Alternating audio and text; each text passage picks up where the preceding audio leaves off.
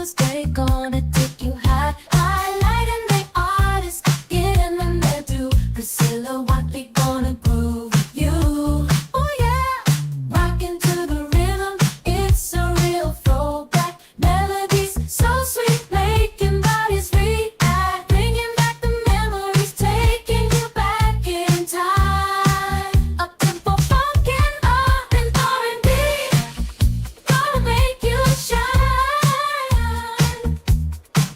We're gonna turn up the funky, baby, can't you see? Pricilla Watley here, bring the party to be spontaneous ad-libs like drops of pure gold, hypnotizing grooves. Now the story unfolds.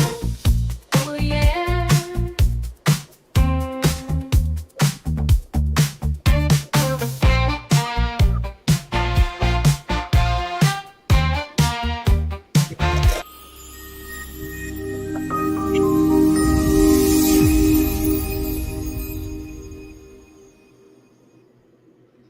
What's up? What's up? What's up? Just like that, I am back. What's up, everybody? How is it going tonight? It's Tuesday night, and you know what that means. It's time for Old School Tuesday Turn Up. It's your host, Pricilla Watley.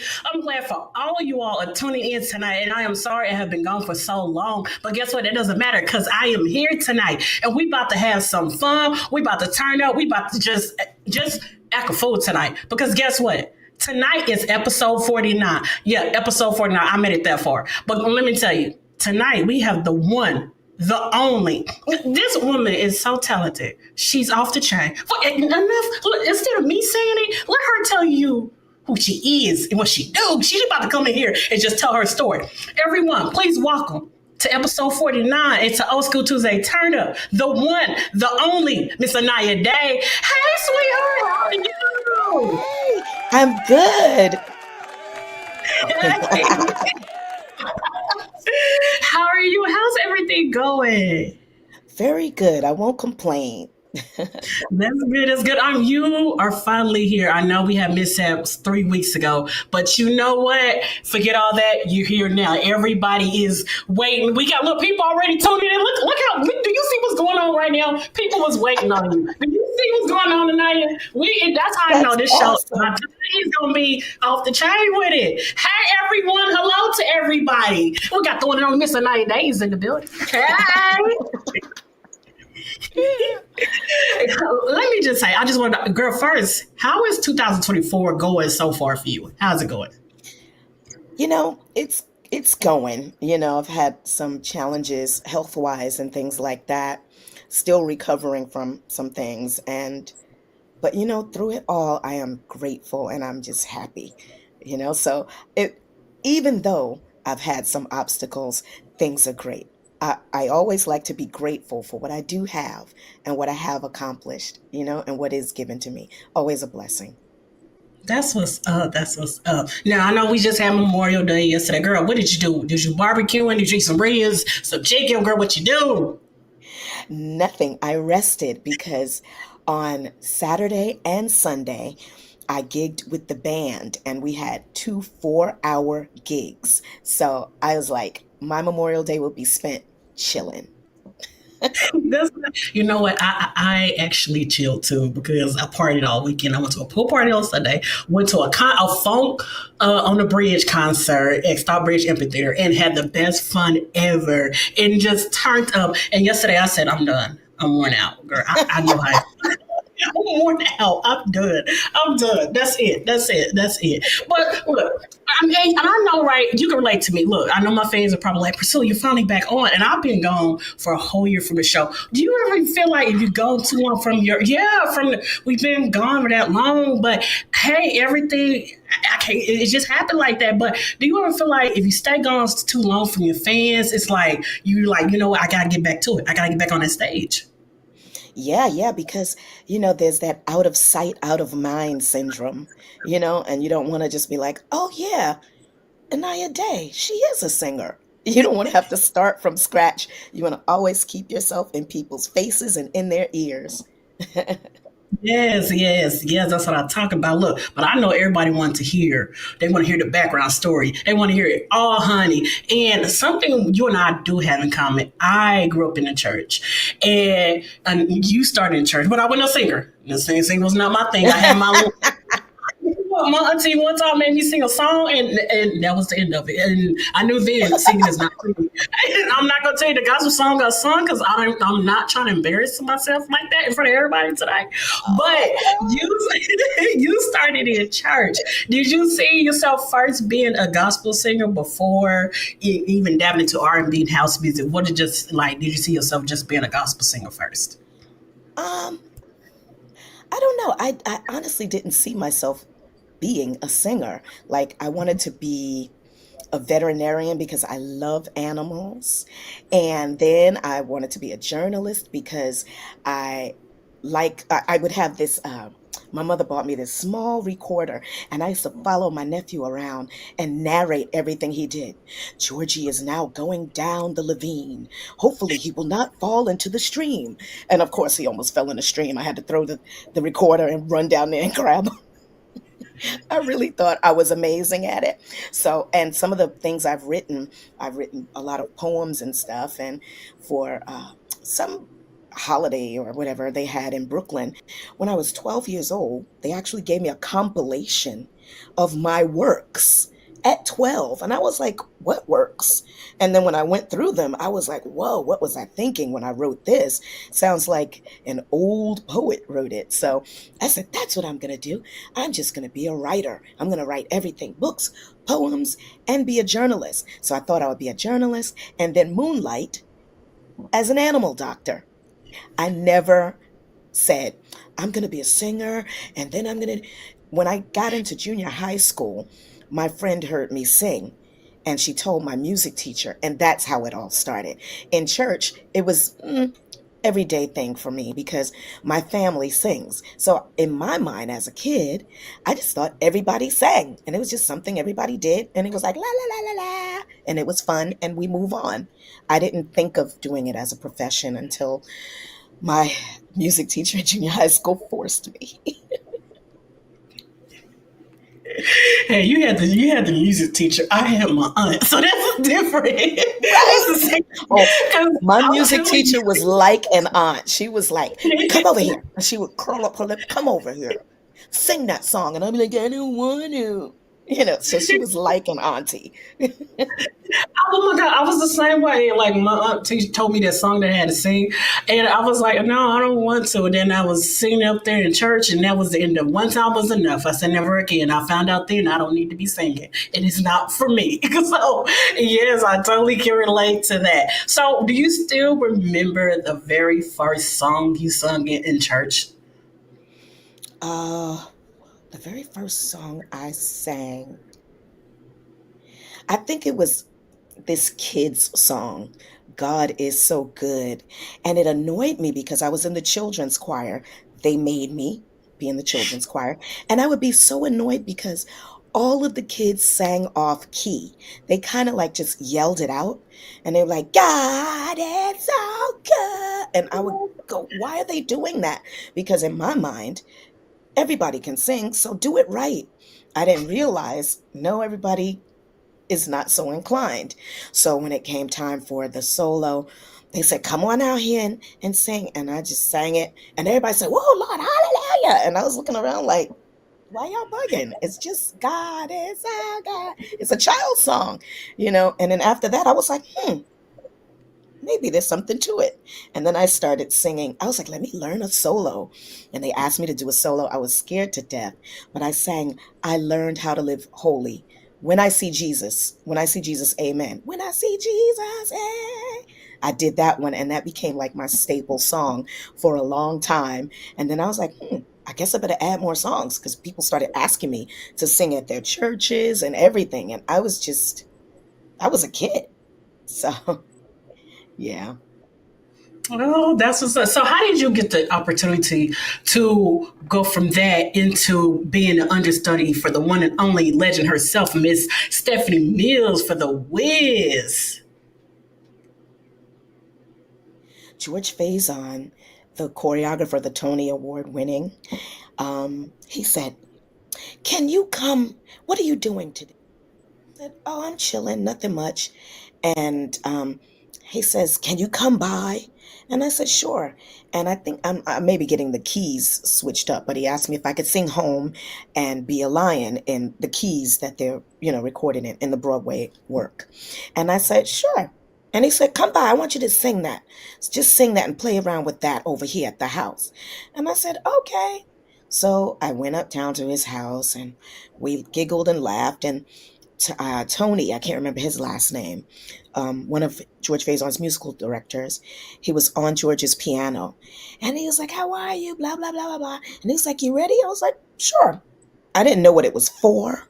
I just, because he did that a lot. "Come sing this or come read this script. I'll read for these two characters. You read for these two characters and work out the kinks for some of his shows." So I thought nothing of it. So I said, "Okay." And I'm singing, "There is a place we'll go." And he said, "Oh my God, and you're acting it out. Hold on, hold on." So he goes into another room, but I can hear him. He's on the phone with, I'm assuming, the producers. And she goes, "Oh yeah, well, you come hear this child and tell her she doesn't have the gig." And then said, "Well, I don't know what you're going to tell her." Little did I know someone else was supposed to do it. And then when I did that, I kind of replaced her.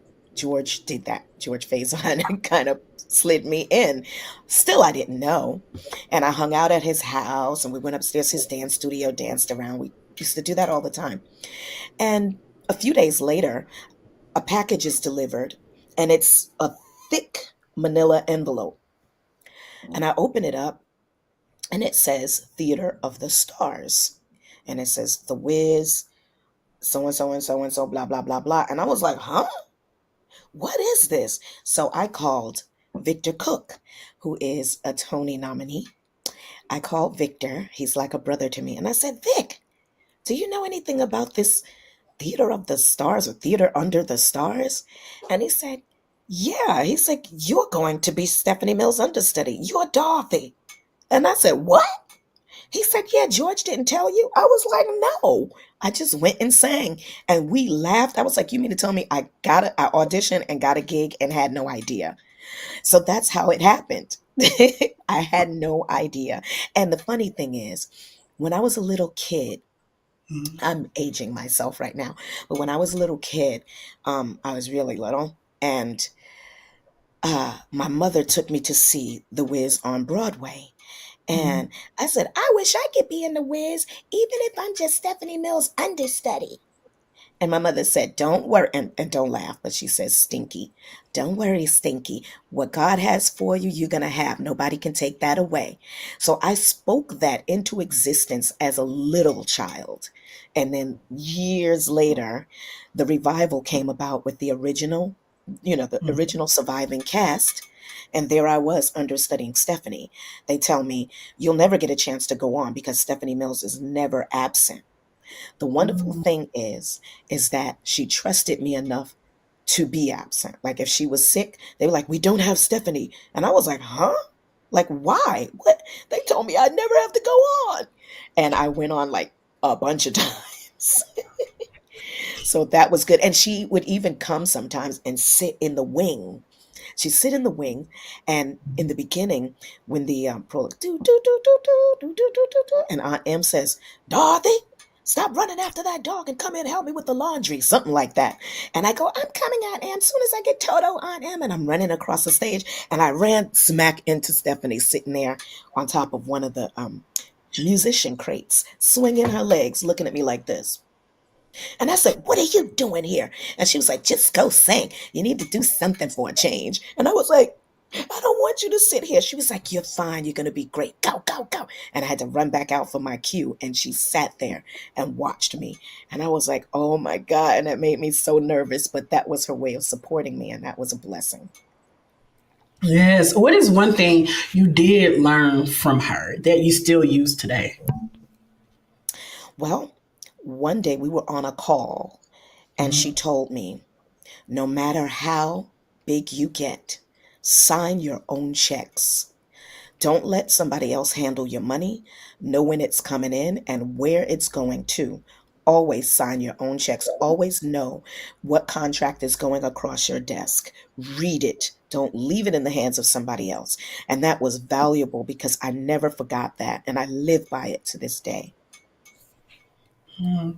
Wow, that is very important. Some artists don't. That's how we hear about the stories of some artists that get messed up, and because they didn't read Yeah. their contract, or somebody didn't have a mentor, or they just did just went with the money's right there. Let me hurry up and take it. And then now it's like we hearing all these stories about the industry and everything like that. Yes. Don't you? Just looking back now, don't you say? Would you say it's a blessing for the mentors you had and everything when it came to contracts? Yes, Lord. Valerie Simpson, I should say Ashford and Simpson, Nick when he was alive, George Faison, Stephanie Mills, they all looked out for me. Allison Williams, yeah, they speak knowledge to me all the time. Robin S., Crystal Yeah. Waters, they all pour into me and make sure that I cross my T's and dot my I's. Even when it comes to the political part of music, Crystal might be on Capitol Hill listening to, you know, us trying to get a decision for musicians, and she'll be texting me and she'll go, when you get a chance, do blah, blah, blah, blah, blah. And it was because of her that I Mhm. actually joined the Academy, the Grammy Academy thing as a voter, because I was like, what's the use? Because they disregard house music, and that's what I'm doing right now. So it's like, Mhm. no, no, no. You have to be in it to make a change. You have to vote. So that was years ago, and I joined, and I'm still a member. So I'm really grateful for all the lessons that I'm taught and was taught because I really do live by them.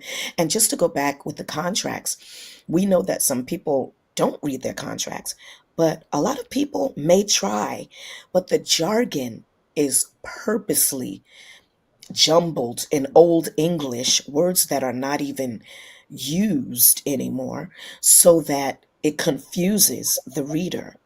And if it confuses the reader, then the person who presented the contract will usually come out on top. It's all designed on purpose, it's systemic. I just wanted to say that.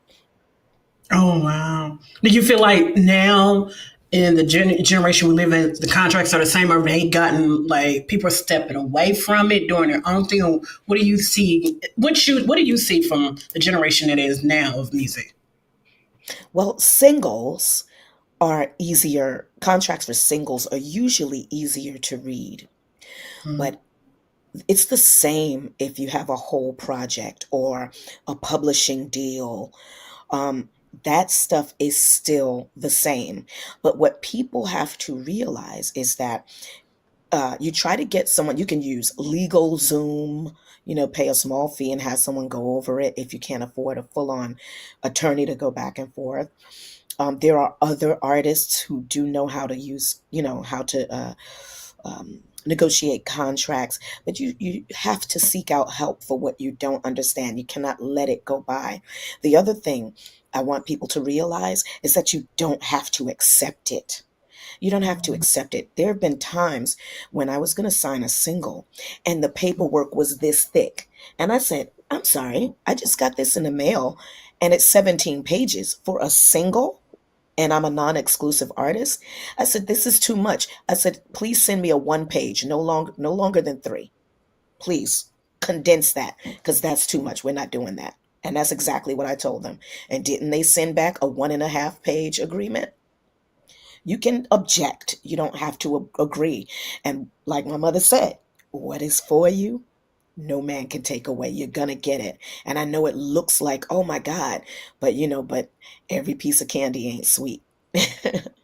Oh, ooh, I love that. Now, wait, let's go back because you said something that was very important. You're part of the Grammy Academy, and that is because I watched the Grammys, and I know it comes on. You have what is over 200 categories, and in some categories they have earlier shows that they do not show Yeah. during the broadcast.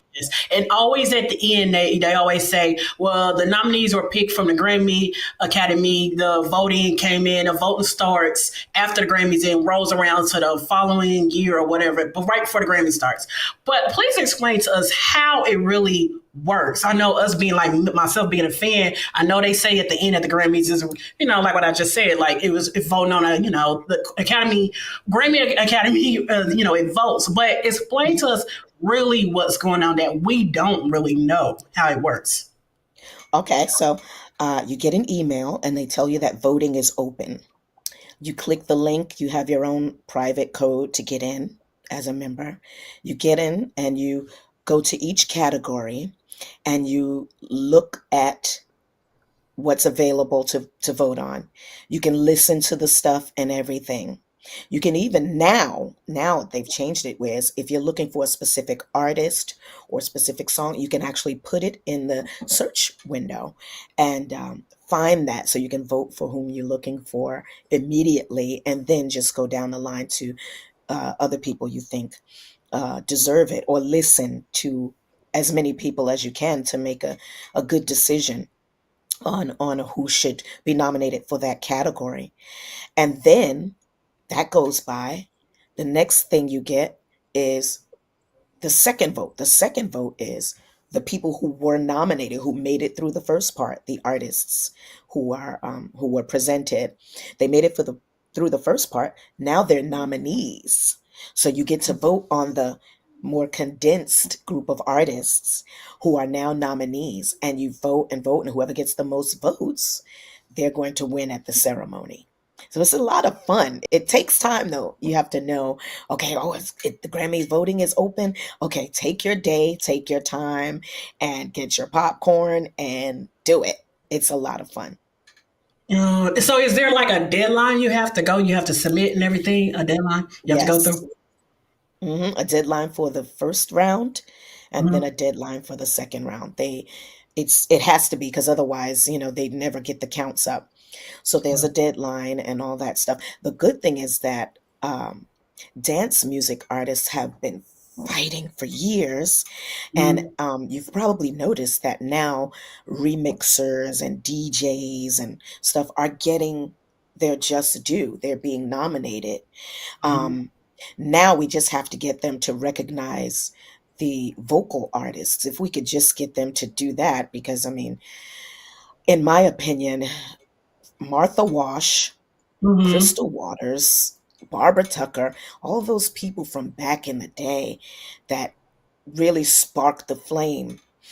I Hmm. think they should. Oh, Jocelyn Brown, you know, it, Lolita Holloway, God bless her, she's passed on, but they need to be recognized for what they've done for this genre. And hopefully one day, if we keep plowing, they'll give them the recognition they deserve. Yeah, that no, but that is true. Like I feel like you guys they pay way for R&B, hip hop. Hip hop is celebrating 50 years R&B, but no one never thinks about house and dance music. Who paved the way? So it's like when you see like Beyonce came out with her song, it's like wait a minute, house and music, and it's been around for years. I was glad Beyonce did her thing, but she took beats from artists from back then, Robert S. beat or CC Peniston's beat, applied it to her song, and now it is, I loved it and everything, but it's like, where's the recognition for the people who's already been there and done it? What's their But recognition? there's two sides to it, because she did those things, it makes people seek out those artists, and Yeah. those artists are now hot. Well, they weren't not hot, but Mhm. they, to some of the people who may not have known, they now know, and they're like, oh, so a new generation is seeking them out, which is great, from or not even just a new generation, people from a whole other genre are now Mhm. paying attention to that. So there's a yin and a yang to everything. So I'm glad she did it, because it was helpful. Yeah, I just, and this is no slide or slant to Dua Lipa, but Mhm. she's coming in doing diluted diluted house music, and she's blowing up. There's Mhm. something that Stephanie once said in an interview. They asked her something like, I'm paraphrasing, do people still want to hear R&B. And Stephanie Mills said, "Oh yes, they want to hear it. They just don't want to hear it from us." So sometimes I feel the same way about house music because we've been in the trenches and have been doing it. People play our music in stores, in restaurants. House music is everywhere you go, in an elevator, on the plane, in movies. But they will not recognize those people who have been rocking it for years. Next year will be my 30th year in house music. Before that, I was doing hip hop and R&B. And, before that, I was a musical theater baby. Mhm. But being in house music this long and not just making records, but thanks be to God, topping charts. And I'm Mhm. grateful. Um, and I'm not going to complain. I'm just pointing something out. Mhm. Um, we vote, maybe one day someone will say, you know what? Let's give the singers a shot. Yeah, but no, but you're honest, like, but you're right though. House music is the kind of music. Yes, you be in the club and it gets you jumping, dancing, everything, and it's its own category. It's its own vibe, and they do not give recognition where credit is really due. And it's Yeah. just like, and I get what, like going back to what Stephanie like they asked her, do you think R&B music is important? What is your take? Because I honestly, yes, what R&B music has kind of went down a little bit, but what's your opinion on R&B music? And where would you like to see it go? R&B is still alive and kicking, but just like Stephanie Mills said, it's now called pop because someone else is singing it. Mm-hmm. When we sang it, it was race music back in the day. You know, rhythm and blues was race music, they called it. And then our soulful music and everything, everybody loved it, but it didn't cross over as often as it does now. So now it's a bit diluted so that it'll be palatable for everyone, I guess. Mm-hmm. And yeah, it's still there, but it's now called pop. And we're called neo soul artists when we do. We have a live band and we're doing R&B and killing it. Neo soul. Nah, it's just R&B. It's just soul music. It's us, you know. So we'll always the carrot is always moved. Mm-hmm. You took actually a song from the late great Vanity and made it your own, did the remix to it, Nasty. So how would you, what made you stumble on that to just do that particular song, do the remix of it? Oh, I have a band with Cheryl Pepsi Riley called Dysfunction, and we used to reside at the legendary Cafe Wah, where Jimi Hendrix used to play. It was Richard Pryor's first gig there when he was young. They were all teenagers. This place is still thriving. In fact, my younger cousin Candida has her show there, her first Cafe Wah show on Thursday. So it's still kicking. And we used to reside there with our band, Dysfunction. And Dysfunction, we'd always sing Nasty Girl. And dudes used to go, yo, Shorty, you need to record that. And I'll go, thank you, la la la la la. And then the next person, yo, you should record that. Thank you, la la la la la. And then the next person, you should record that. I'm like, okay, that was a revelation and two confirmations. I better do it before someone else does. So I'm in Germany actually recording, I think, for Randy Crawford. Randy Crawford that made Street Life. I was doing her vocals for her album, Every Kind of Mood, Randy, Randy, Randy. Co-wrote two of her first and second single on that. And I'm in Germany, and at the end of the session, well, while we're in the session, I hold up. No, I'm going too fast. We're in the studio, and I said, I want to do a remake of Nasty Girl. Oh, that sounds like a great idea. And I said, okay. So once we finish this, the producer said, yeah, I'm going to make a loop, and you just sing over that loop, and while you're traveling, I'll rock it for you. And I was like, dope. So I go into the booth, into the vocal booth, and strange enough, he was going through his records. So there are crates and crates and crates of records all around the vocal booth. I look to my left, I'm at the microphone, and I happen to look down to my left, and I said, oh, snap. Face up was Vanity Six, Nasty Girl. I picked it up and I just put it against the window. And I said, look at this. He was like, oh, snap. Was that just laying there? And I said, yes. He said, we have to do it. And because that was the big confirmation. Why was it on top? It was the only record that was on top, face up. And it said Vanity Six, Nasty Girl, vinyl.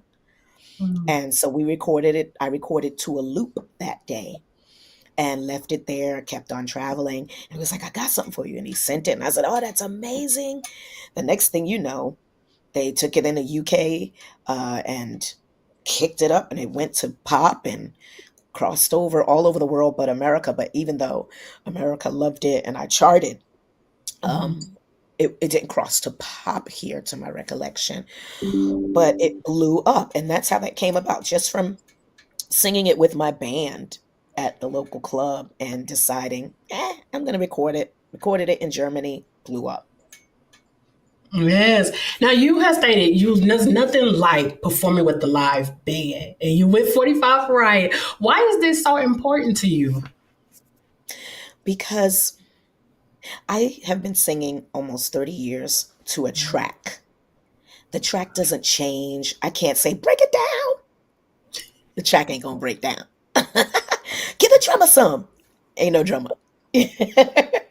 So, that's me with some of the band leaders. And the guy in the middle with the brownish gray shirt is actually the owner of 45 Riots Inc. That's Adam Mason. We have a song coming up. But yeah, me and some of the band leaders and the show producers right there in that at dinner. He always gives a dinner for the leaders and the office people. Is really cool. So I love being in this band. But it's important to me because I'm able to sing out my frustrations, sing into my happiness, all of that. There is nothing to me like a live band because it moves with you. There's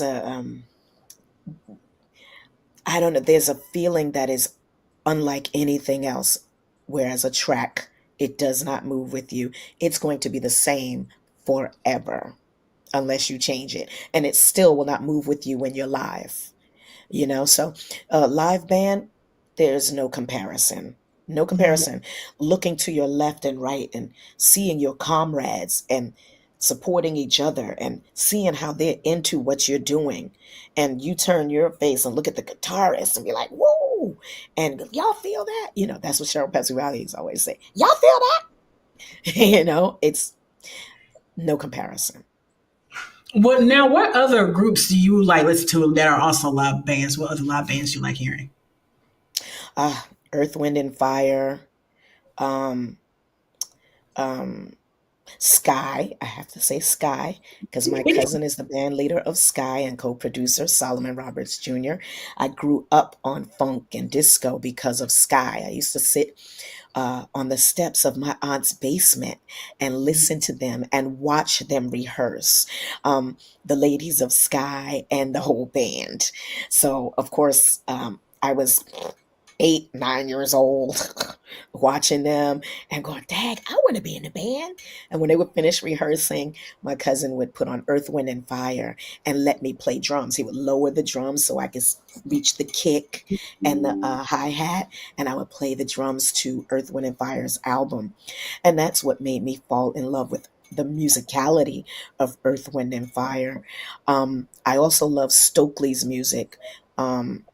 Just ridiculous, and so many. Oh, and you'll probably laugh at this, but I really loved Queen. Well, you're not gonna laugh. Queen is dope. I Yeah. really love Queen because they had classical in there, rock, sometimes even gospel. Oh, I'm just a poor boy. No, a choral sound. Some of their songs had movements to them. I love Queen's music. I love ABBA. That give me a man after midnight. I love them. So it's yeah, I love a lot of bands. Mint Condition, I know I said Stokely, but Mint Condition as a whole, I love Mint Condition. Forget Yes, about it. where I was Saturday, you had Rick James City Band, you had Evelyn Champagne King, you had Zap and Rolls Royce. And let me tell you, Zap, OMG, they can put They on a killed it. they can put when they come out, they was all like this. I'm like, I ain't never seen. I was up there. I can make you dance if you want me, and just doing it. And Rolls Royce, OMG, Yeah, compete. I've seen Oh them. my goodness. Amazing. Oh my goodness. That I like that kind of stuff. Like, and plus it was funk on top of it. So when you hear funk Yes. music, it's a different kind of vibe. It's a different kind of energy. And you can't Yes. help when a Zapp was on stage, let me say, from start to finish, people were on their feet the whole entire time. Cause if you bounce to the ounce all their songs, you where are you going? Like, cause you're gonna know all the songs, and they from start to finish, switching out the clothes, dancing, and everything. And how much to Roger Troutman? It was every oh man, it was the bomb.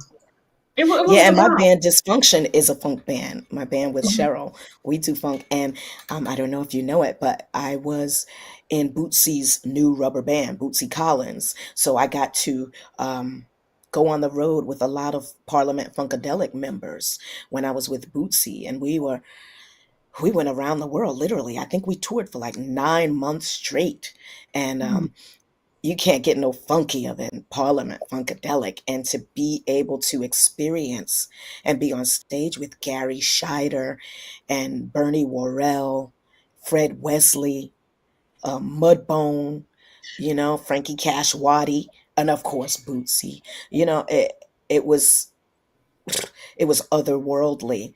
So the funk is certainly in me. I love funk. I love funk rock. Like, you know what I Mhm. mean? Get a little wild with it because I like to holler. Ah! But honestly, like, don't you miss music, like, especially bands like that? What happened? Because, like I said, what I saw Saturday, I was like, this is off the chain. Like, you don't see that no more. What happened? Like, what is it? What is music doing? They're doing cookie cutter music, like everything and everyone sounds the same. But if you want to hear live bands and real funk and stuff like that, as you've started out, it's everywhere. You just have to go to it and seek it out. They don't publicize it and give it as much glory and laud in public or in periodicals as they should. But when they come to the show, they love it. They're like, oh my God, this is amazing. We've got to do something. But, something usually does not happen. But if you seek it out, it's everywhere. Yes. So you like to create harmonies and arrange vocals. What is the process of creating this kind of magic? Oh man, I listen to the song and it gives me a feeling. Oh, that's me in Germany. And that was my drummer. I used to call him Animal. His name is Andy because he would go wild on the drums. And right there, I'm about 25 years old or something. Yeah. That's what I lived in Germany for 5 years. Yep. And I went to Germany to do this show, and it was called Broadway Dusseldorf. And that was my costume for singing Memory from Cats. Wow. And Tashina Arnold, the actress Tashina Arnold, on the far right of the screen in silver, there she is again at my house. It was 4th of July, and we were eating stuff in our faces. We were mad young men, as you can see. And yeah, we're childhood friends. Actually, I don't even like to say that. We're family. And we've actually made a couple of records together under her alias. So she made a couple of house records with me. And yeah, so I digress. What is the original question? Those pictures made me go, wow. See, I like that because that's the thing about being on Old School Tuesday Turnup. I go and look for you all's pictures on your Facebook, on your Instagram, or Google, and take pictures and get the pictures, put them on here, and we can and create the magic for Old School Tuesday Turn Up. So by the time you come on here, artists, you know, your artists come on here, you guys see pictures, you're like you just did in the middle of a conversation, and you stop. Wait a minute, I remember that picture right there. Okay, we was here. Yes. Yeah, that's the kind of magic I create for this show because I like to sit here and see your response. You're like, oh man, I had an artist one time. He saw a picture of himself. He started crying. I was like, wow, that's what I know I'm doing. Yes, that's what I know I'm doing something right. Yeah. Yes. And I know you artists, I know honestly, and I know you all do a lot of interviews, and I totally understand. And I'm just grateful for the opportunity that you and all the other artists that I had on my show allow me to interview you. So I like to sit here, and my thing is, as long as I'm able to just show pictures of you, video to take you back in that moment, right then and there, because I know sometimes you're in interviews and it goes quick. No, that doesn't happen over here at Old School Tuesday Turn Up. It's a different kind of vibe, honey. I love it. Oh, I remember the question now. You asked me my process for creating vocals. I'm back. Yeah, the magic. What's the process of creating this kind of creating that magic? Yes. Well, sometimes people send me tracks and they'll go, put your sauce on this. And I'll go, no problem. And I'll listen to their demo and their demo vocal. And I usually close my eyes and just see what I feel. And I sing what I feel there. Because sometimes I might think, in this place it should go, ooh, like strings should do that. So instead I do it with my voice, you know? And sometimes I go, oh, this feels like oh, and I didn't mention Chic. I love them. This feels like a Chic thing. Let me make this part unison and then break out into harmonies. You know, it all depends honestly on how I feel. Sometimes I'll do two voices, a two voice stack. Other times I'll layer and layer and layer and make a big thick sound. It all depends on how the music makes me feel. And usually I hit it spot on. And the person who has solicited the work from me is just as happy. Yes, that's what I'm talking about. So, okay, I gotta know when you're in the studio, what is like a must that you must have in the studio? I know artists must have something in that studio. That gets your energy going. It gets you flowing. It gets you ready to hit that note, record that song. What I must have is prayer and water, room temperature water. And that's all Oh. I need. And a good microphone. I love it. Yes, yes, that's what Yes. I'm talking about. You remember to hear the stories? I remember there was a time I think the late great Aretha Franklin would say they were like, I think when she does shows, she couldn't be where it had to be certain room temperature to her. She'll have it all hot because of the vocal cords and everything. Do you go through that too when you're out on stage? Do you go through the same thing? No, I just we make sure that if there is a smoke machine, a fog machine or a smoke machine, that it is using organic or hot ice, or before I come out, 20 minutes before I come out, it has to be shut off because you're inhaling all the chemicals, and that doesn't make for a good vocal exercise for me. So 20 minutes before I go on, any smoke and fog has to be turned off. I don't I don't really complain too much about air conditioning unless it's blowing directly in my mouth because that dries your vocal cords and you can't get any sound out. So Mhm. that's once in a while. And if that happens, I I do this thing where I hold the microphone and I hold it like this. So I'm blocking the air from getting to my mouth, and I just sing like this the whole time. Unfortunately, people can't really see my face, but at least they get the sound, because they're like, we can't just turn off the AC. Everybody in here will die of heat exhaustion. So I'll do this when I sing, you know. But other than that, I'm pretty easygoing. I just like to walk in, have my water, a black towel, and get up there and chirp. As long as the sound is great, I'll have a good show. What people have to realize, is when the sound is great and an artist can hear themselves. It makes all the difference of the world in the world. It makes us happy and it makes us want to sing.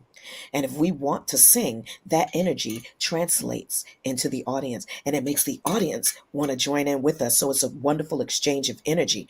If when you get out there, the first thing you don't hear is your music and you're going to be like, turn the track up. I can't hear myself. Turn my mic up. And you have to do that through half your song.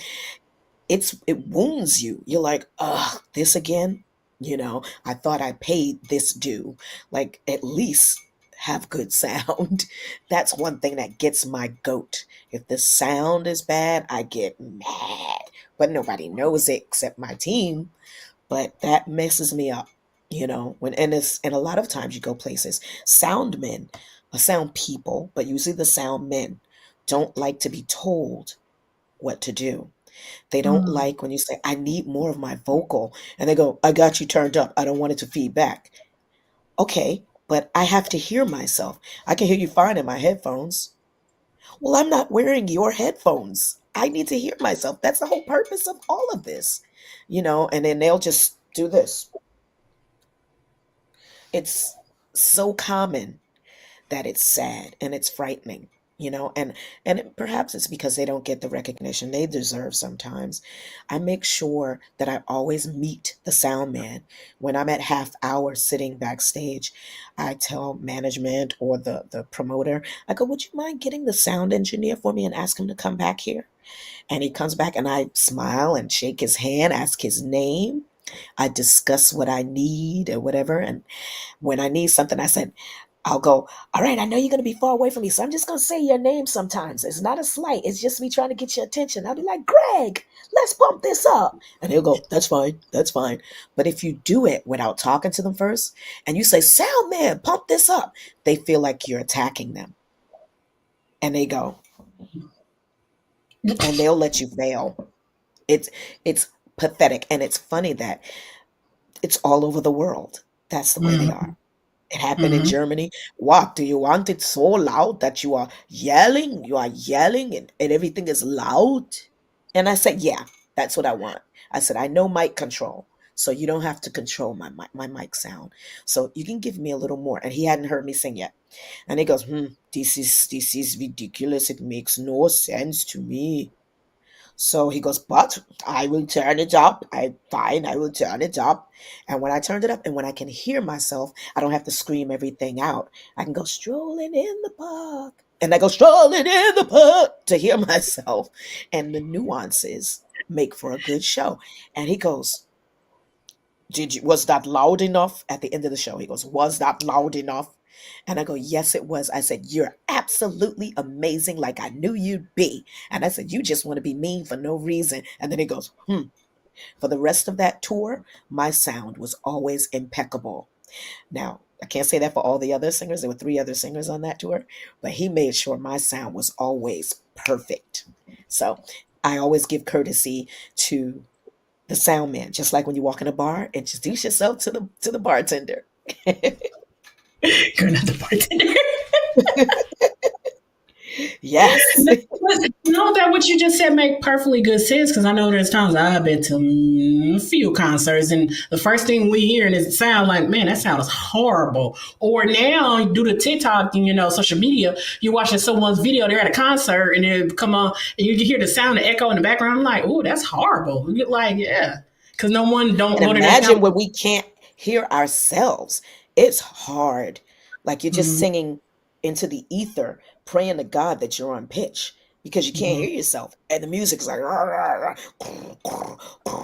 and you cannot hear. It's hard. It happens so much, especially in dance music, because it's bass heavy, mhm. and fast and bass heavy. So it's not like it's going where you can kind of hear chords in between. It's going and it's just flowing one hit into another. So a lot of times, like case in point, sometimes when I'm singing Keep Pushing, which is my first house single, and it and it's real heavy. And I go, keep pushing on. And my cousins sing background for me and they'll be looking at me and they'll go, like telling me I'm flat, go up a little bit. And I'm like, huh? but I can't hear it. So hopefully, this year's group of shows that I have coming up, I won't have those situations. Yes, that's what I'm talking about. Let me go ahead and say right now, I know we're actually not only are we live on my YouTube channel, we are live on my Facebook. If you're on Facebook watching, ask some question. Tallboy can see it. I can't because we're over here on YouTube. But then I just heard that the one and only someone we both have in common, my big sister, who I love and adore, the one and only, the legend herself, Miss Robin S, is watching on Facebook. Yes. Robin, we hear you are watching. Hello, sweetheart. How are you?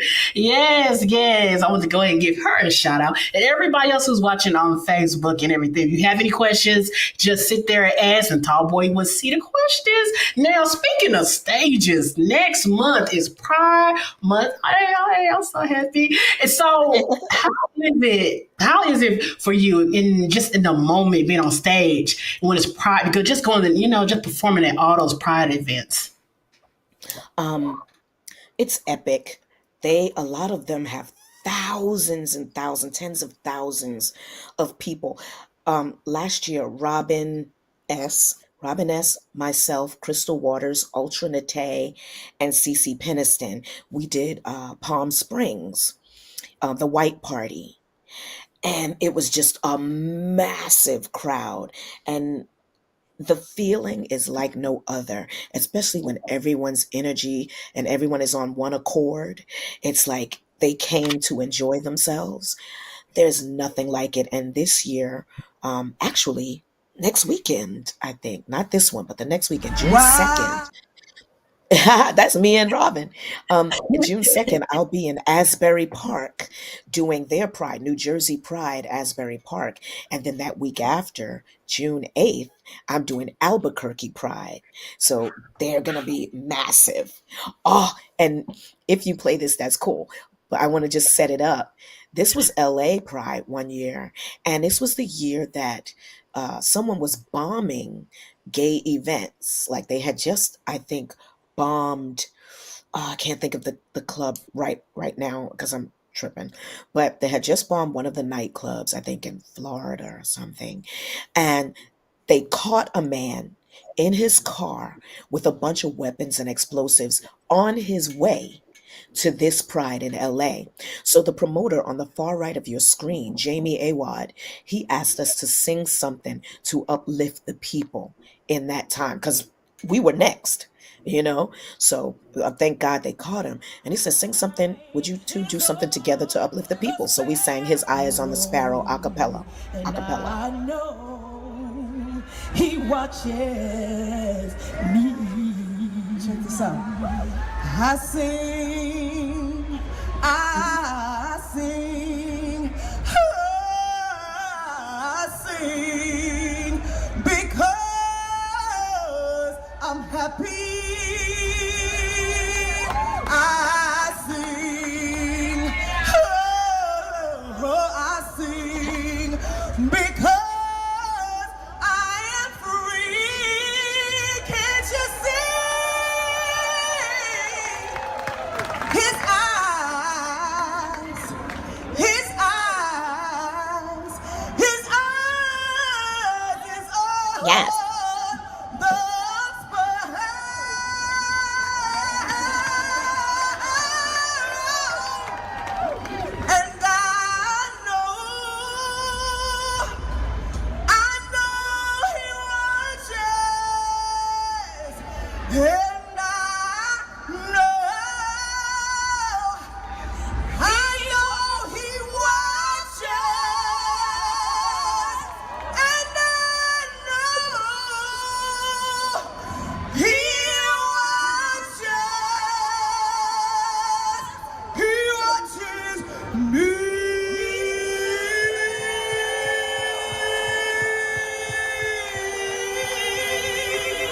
I think I want to do it again. I sing because I'm happy. Yes. And I sing because I'm free. Woo!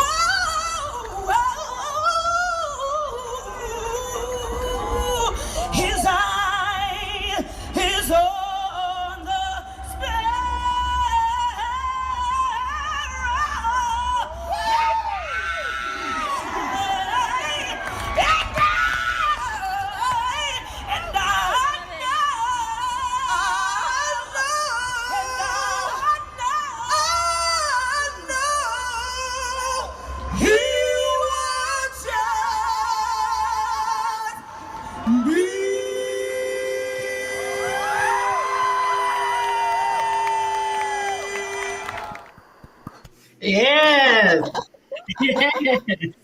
Love Oh, it. Yes. One and only Miss Inaya and Miss Robin. Yes, yes, yes, yeah. yes.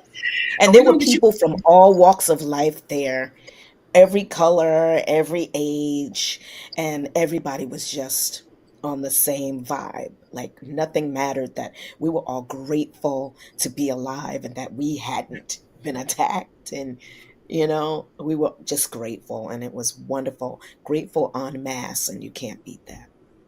Yes, that's the one thing about going to Pride. It's just it gives you a sense you just be who you are. You just be you can love anybody and you can just be in the moment and it's its own vibe. So it's a one heck of a feeling. Just going to any Pride event, any Pride performance. It's just be yourself. That's all it is. Just be That's yourself. it. Yes.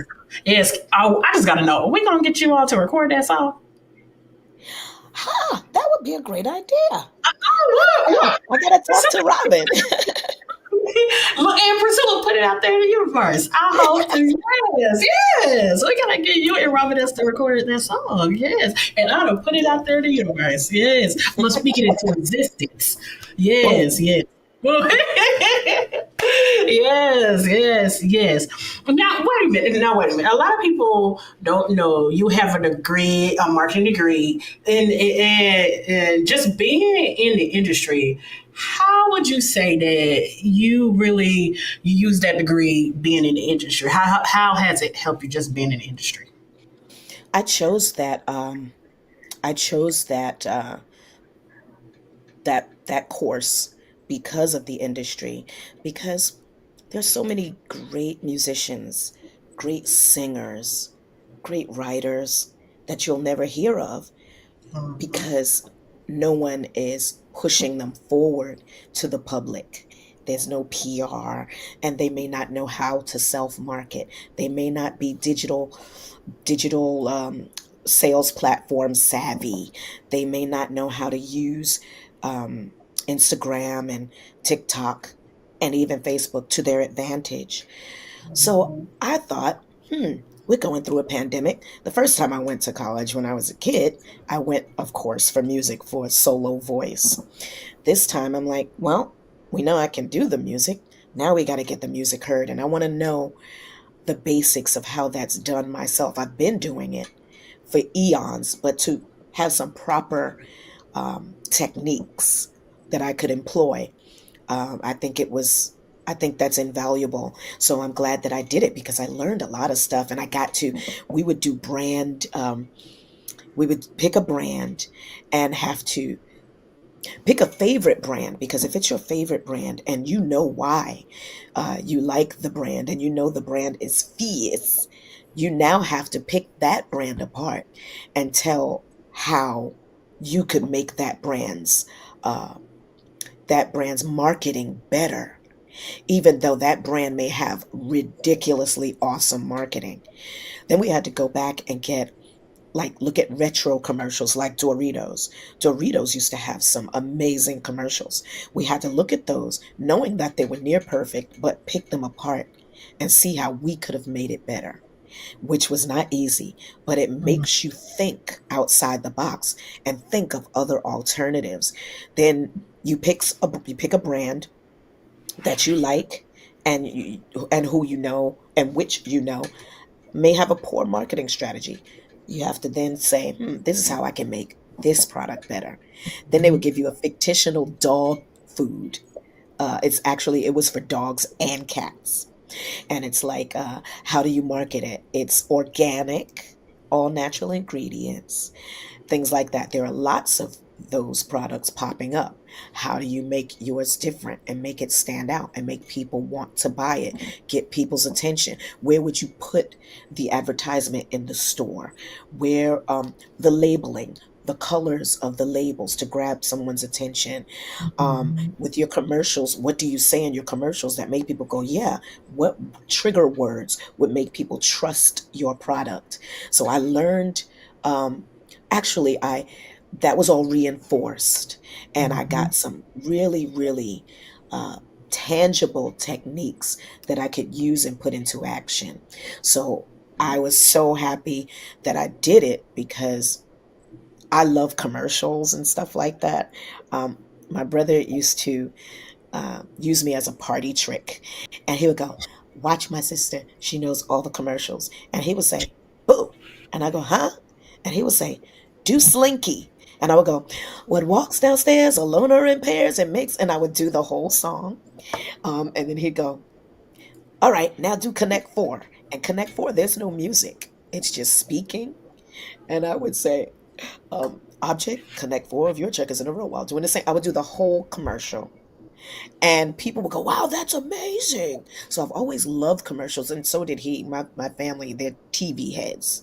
So that was a fun subject for me, as well as one that was informative.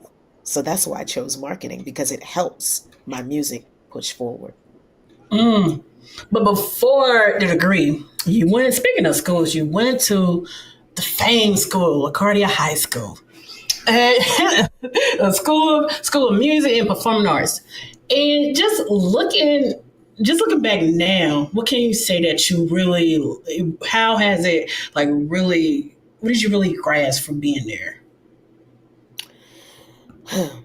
Well, what I do love is that they taught me other types of music. I had to sing, do operas like Dido and Aeneas, and sing Italian art songs, German art songs, French art songs, and I had to use my voice instead of always going, ah, I had to use my legit, as they call it, my legit voice. Um, and that taught me. I probably would have sought them out, but now I have a plethora of art songs of different languages under my belt. My breathing technique was refined by the school. um, just a camaraderie. High School of Music and Art and Performing Arts, LaGuardia High School, those three, same thing. We're like a family. We have this thing we call each other lag mob. And when we put things on social media or wherever, it's hashtag lag mob, hashtag lag mob, yeah. And or it'll say M&A forever or M&A for life, lag for life. We're all still in touch. Even teachers, we have several social media pages where we all keep in touch. And if one of the teachers pass, we all know. Some of us go actually pay our respects. And my one of my voice teachers, Miss Gray, when I Mhm. was working at the Village Underground in Manhattan, she came down to see me, and I gave her a fit in school, like a fit. And I was supposed to be in her class, and the dean of discipline, Mr. Cooney, he would go, "Anaya, why are you in the halls?" And I'll go, "I don't want to go to Miss Gray's class. Can I please stay out here? Can I stay with you?" Like I had a lot of nerve. He couldn't even get mad at me. "Can I stay out here with you?" He said, "No, you cannot. Go in class. I'll walk you." And every morning, it was at 8:30 too. Every morning he would wait for me to come through that front door and walk me upstairs to the fourth floor and make sure I went in Miss Gray's class. And Miss Gray would go, "Thank you, Mr. Cooney." And I'd be like, ugh, you know. And now Miss Gray and I are thick as thieves. She came and we did a song together. We did Summertime on stage as a duet at the Village Underground. And I was like, this is a moment I will never forget. Who would have thought that as much as I got on her nerves, that she would come support me and we wind up singing jazz on stage together. Amazing. And I would not trade that school for anything. The people are family to me. Like all of us, whether I know them or not, it's like a fraternity and a sorority. A sorority. Yeah, that's right. We're all, yeah, we're all closely knit. So I'm grateful that my junior high school teacher that I spoke of, Miss Roberts, pushed me to audition. She said, "You're going to audition for music and art." And I said, "Uh-uh." She said, "Yes, you are. Don't tell me, uh-uh. We're going to rehearse." And I was like, "Really?" And I was like, "See, now you're going to make me want to get in. And if I don't get in, I'm not going to high school." She said, "Oh, yes, you are." I was like, "Jeez." She didn't let up. But she got me ready. And I actually sang Home from the Wiz. My cousin, Saul from Sky, that made Call Me, and all that. Yeah. He had a recording by the Sal Soul Orchestra of home. He put it on a cassette tape for me. That's how long ago it was. And I took my boom box, put it on the shelf, put on the table, press play, and I was like, when I think of home, they said, stop, turn the music off, a cappella. I was like, "Ugh." They took my crutch away. So I was like, when I think, and I sang and I go, oh, if you're listening, go, stop. That's enough. Now we need to do a listening exercise. Like they kept stopping me. And I was like, what the? And I was like, I ain't gonna make it. These people are mean. Little did I know they didn't, thank God, they didn't need to hear anymore. And the decision was already made. Other kids chaperone you to the different rooms that you need to be in for auditions. And they looked at my paperwork. They were like, you got a 98. You're in. I was like, really? And I'm like, I don't believe them. Sure enough, I got in because, at that point now I wanted to be there. And it's a blessing that she pushed me. I thank God for Miss Roberts because I was like, leave me alone. I don't want to do it. That's yeah, sometimes teachers know best. They know best. They do. Yes, They know. good ones. Good Yeah, yeah, ones. yeah. I didn't have it that. I didn't have it that way. So I didn't have it that way. But no. What is looking back? What would you say? Name three things you were driven by. Okay, three things I'm driven by: the Spirit of God, doing great things for my family, and doing great things with and for my own life. Beautiful. What does Anaya Day want her legacy to be? Great music and a great human being. I just want to know, like the old church song says, that I helped somebody, and that way I know my living will not be in vain. Yes. Anaya, I just want to say thank you for being here. But I had to go, Denise. We had the Ladies in the Sky Yeah. December of 2020, 2022. Yeah, no, 2020. And those ladies are off the chain. And I had just spoken to Denise last week, and I gave them the new link for tonight to watch. So hopefully they were watching and everything. So I just want to say before we go, I always ask this question: what advice do you have for Pricilla Watley? The advice I have for you is to keep going. Keep going and always be prepared for great things because I've been taught that luck or blessings favor the prepared. So be prepared and keep moving forward because people have been asking for you. When are you coming back? That means something. With all of the sites and everybody's an interviewer, everybody is, because of COVID, everyone has become a connoisseur of media. But to be away for so long and to have people ask for you, like, when are you coming back? That means something. And for all of these dynamic artists to come to you and be so comfortable with you and call you family, that means a lot. So keep plowing forward.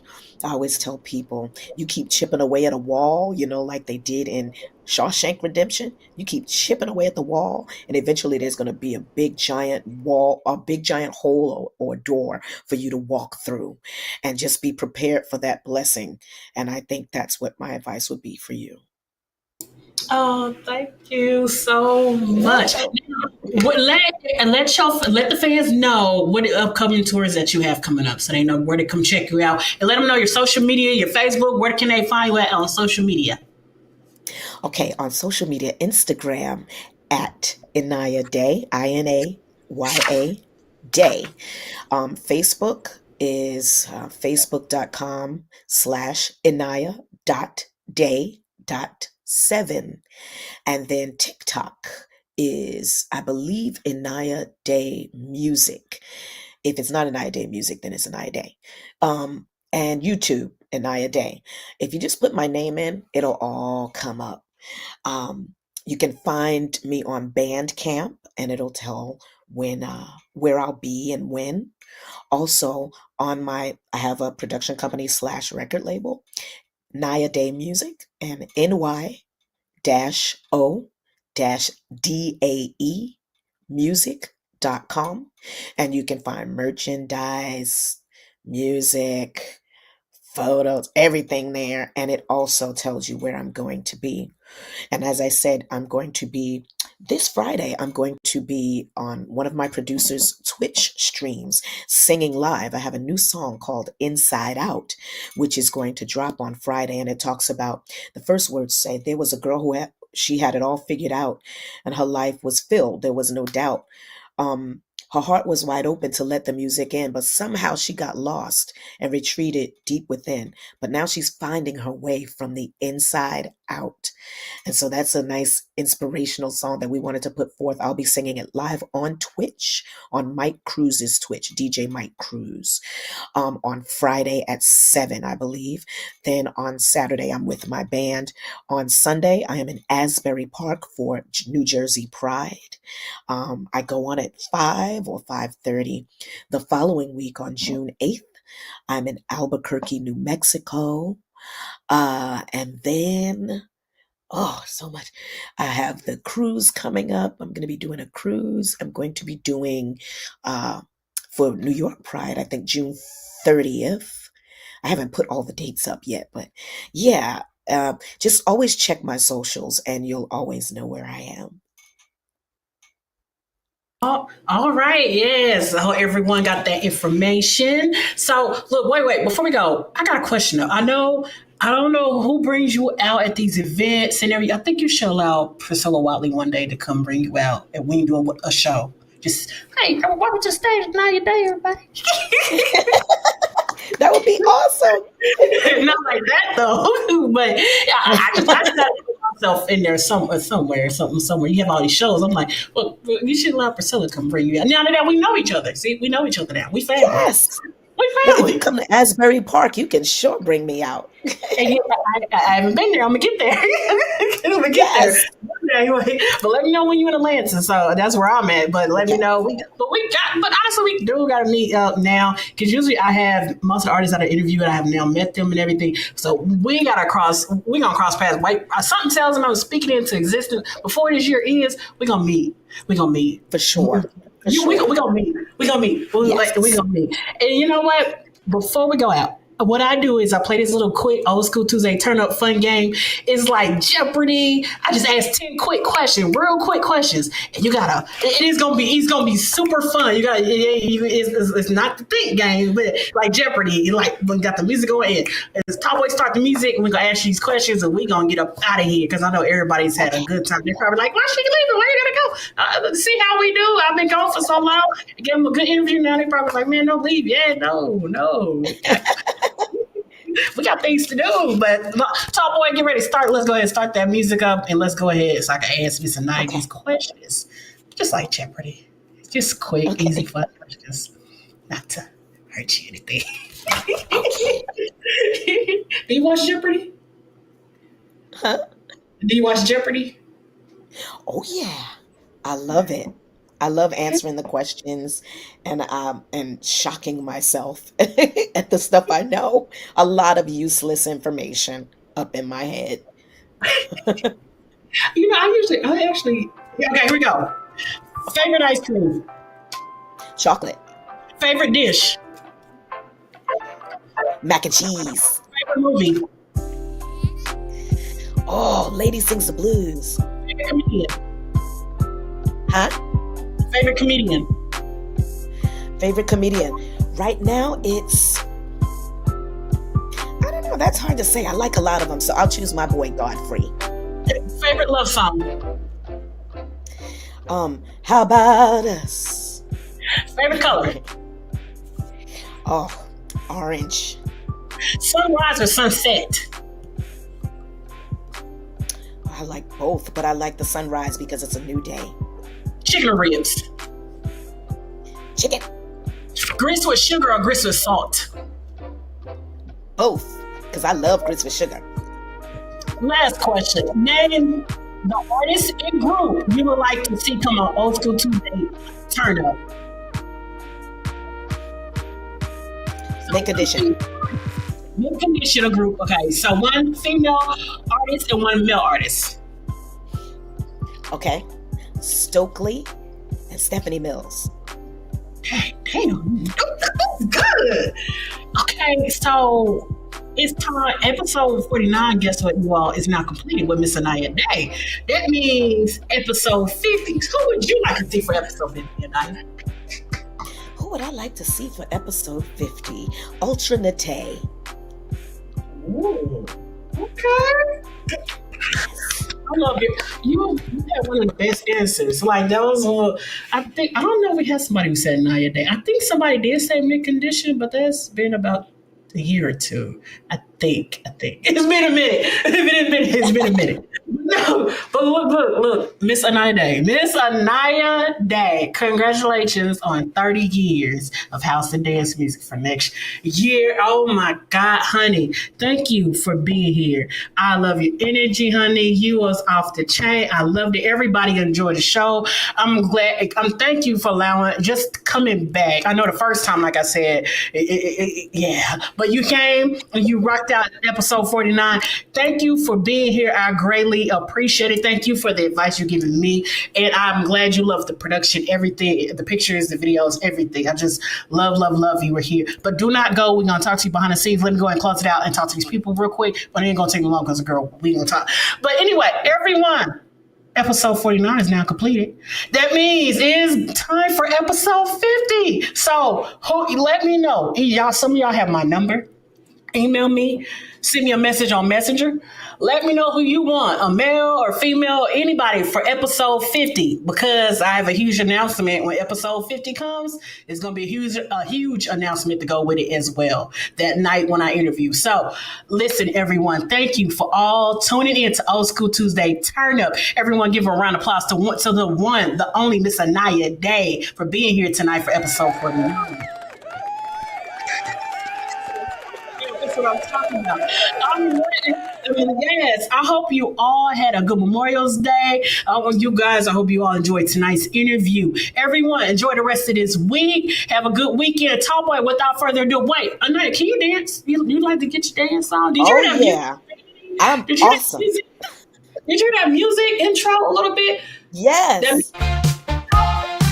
Step into the party, feeling so fly.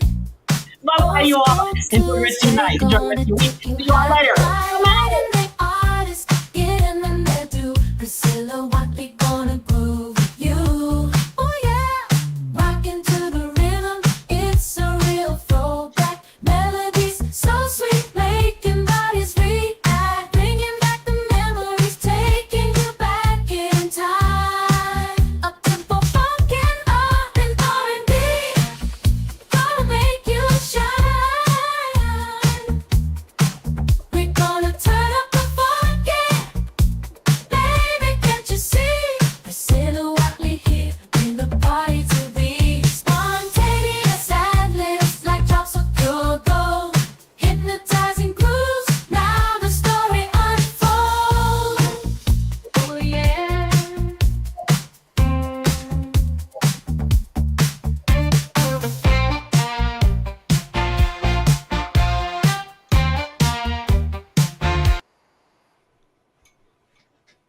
All right, and we out. Bye, everyone.